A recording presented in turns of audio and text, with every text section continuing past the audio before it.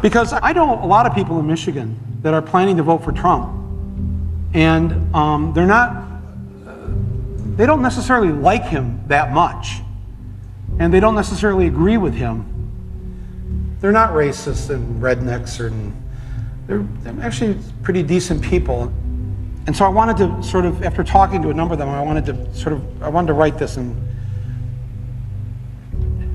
Donald Trump came to the Detroit Economic Club and stood there in front of the Ford Motor executives and said, if you close these factories as you're planning to do in Detroit and build them in Mexico, I'm going to put a 35% tariff on those cars when you send them back, and nobody's going to buy them. It was an amazing thing to see. No politician, Republican or Democrat, had ever said anything like that to these executives. And it was music to the ears of people in Michigan and Ohio and Pennsylvania and Wisconsin, the Brexit states. You live here in Ohio, you know what I'm talking about. Whether Trump means it or not is kind of irrelevant, because he's saying the things to people who are hurting. And it's why every beaten down, nameless, forgotten working stiff who used to be part of what was called the middle class loves Trump. He is the human Molotov cocktail that they've been waiting for. The human hand grenade that they can legally throw into the system that stole their lives from them. And on November 8th, Election Day, although they've lost their jobs, although they've been foreclosed on by the bank, next came the divorce, and now the wife and kids are gone, the car's been repoed, they haven't had a real vacation in years, they're stuck with the shitty Obamacare bronze plan where you can't even get a fucking Percocet. They've essentially lost everything they had, except one thing.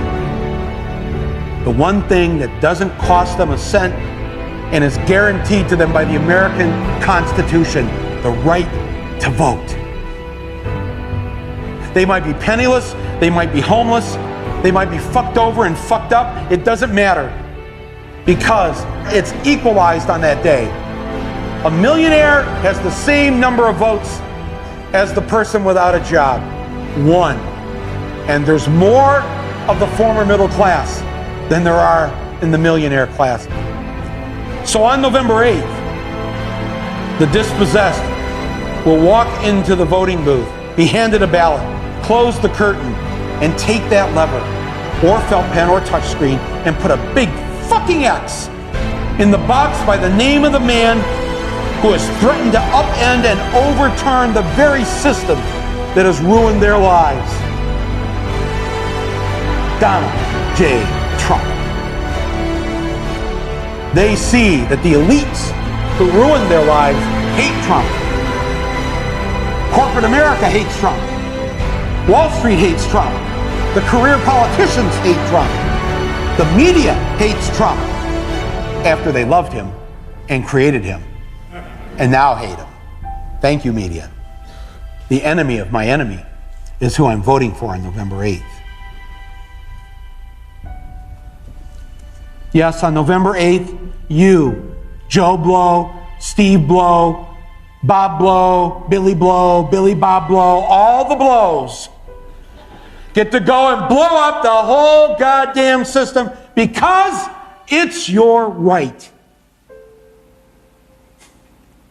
Trump's election is going to be the biggest fuck you ever recorded in human history. And it will feel good.